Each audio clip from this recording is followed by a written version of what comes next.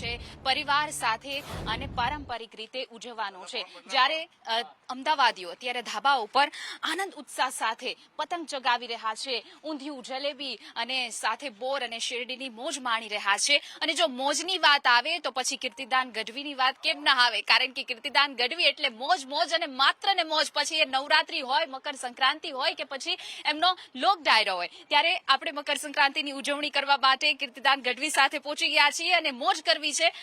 કીર્તિદાનભાઈ, સંદેશ ન્યૂઝમાં આપનું સ્વાગત છે. અને સાથે જ આજનો દિવસ કે ઉત્સાહ અને આનંદનો દિવસ છે અને સૌ પરિવાર સાથે સેલિબ્રેશન કરી રહ્યા છે. તમે પણ પરિવાર સાથે પતંગ ચગાવવા માટે ધાવા ઉપર આવી ગયા છો.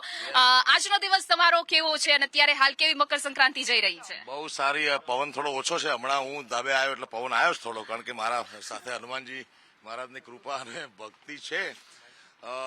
ઉત્તરાયણનો પર્વ પરિવાર સાથે આનંદ કરવાનો પર્વ છે અને દરેક મિત્રોને સંદેશના માધ્યમથી જણાવવા ઉત્તરાયણની ખૂબ ખૂબ શુભેચ્છાઓ. પહેલા તો સંદેશના તમામ શ્રોતાઓને, અને પરિવાર સાથે આનંદ કરો, કારણ કે આપણું ગુજરાત ખાસ કરીને હર્ષપ્રિય છે, આનંદ પ્રિય છે, ઉત્સવ પ્રિય છે.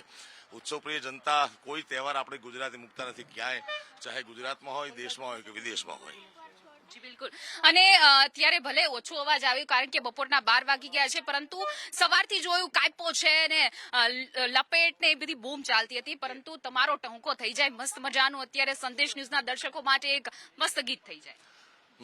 કાયપો છે, કાયપો છે, કાયપો છે, પતંગ તારો કાયપો છે, કાયપો છે. દાદા પવન આવ્યો, કાયપો છે. યસ, બરોબર. હમણાં જિગ્નેશ દાદાએ પણ ગાયું હતું રસિયો રૂપાળો, રંગ રેલિયો, ઘેર જાવું ગમતું નથી. દાદા, એ મારો રસિયો રૂપાળો, રંગ રેલિયો, ઘેર રેવું ગમતું નથી. મારી માથે છે જમનાજીની હેલ રે, ઘેર જાવું ગમતું નથી. આવો દાદા. મારો રસિયો રૂપાળો, રંગ રેલિયો, ઘેર જાવું, અમે ગાયું દોયા વિના આવ્યા, ઘેર જાવું ગમતું. હવે જોઈ લો વાછરડા ના ખેલ રે, ઘેર જાવું ગમતું નથી. બધાને ઉત્તરાયણની ખૂબ ખૂબ શુભેચ્છાઓ.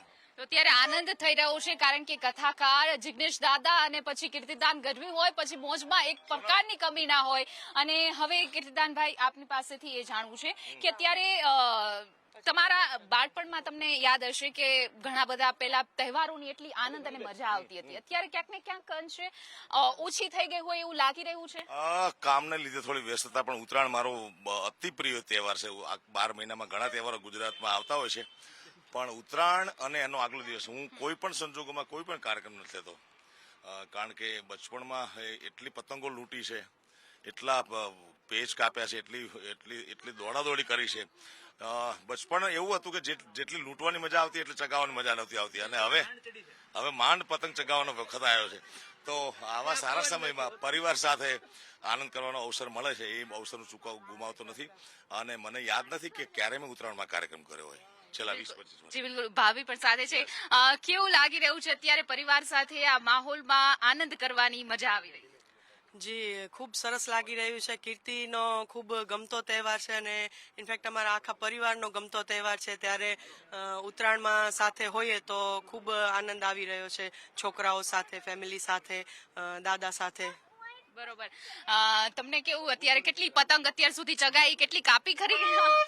અત્યાર સુધી હું એકચ્યુઅલી આમનો ભેગો જ આવ્યો હતો. મારે સવારે જવું હતું એક જગ્યાએ, પણ ફેમિલી ટાઈમ થોડોક વધારે ઇમ્પોર્ટન્ટ છે, કેમ કે અમને પપ્પાના બિઝનેસના લીધે એટલું બધું ભેગો ટાઈમ સ્પેન્ડ કરવા મળતો નથી. તો ઉત્તરાયણ એક એવો તહેવાર છે જેમાં અમે મોસ્ટલી દર વખતે ભેગા જોઈએ છીએ, તો ઇટ્સ ગુડ.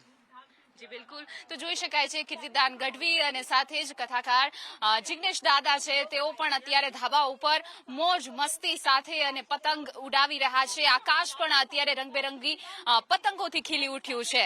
ત્યારે આવો ઉત્સાહનો માહોલ અમદાવાદમાં જામ્યો છે અને સાથે સરસ મજાનો સંદેશ પણ આપ્યો છે. કોઈ પણ પશુ પક્ષીઓને નુકસાન ન થાય એ રીતે પતંગ ચગાવી અને આનંદ કરો પરિવાર સાથે, હર્ષોલ્લાસ સાથે મજા માંડો. કેમેરામેન નરેશ વાઢેર સાથે સંદેશ ન્યૂઝ, અમદાવાદ.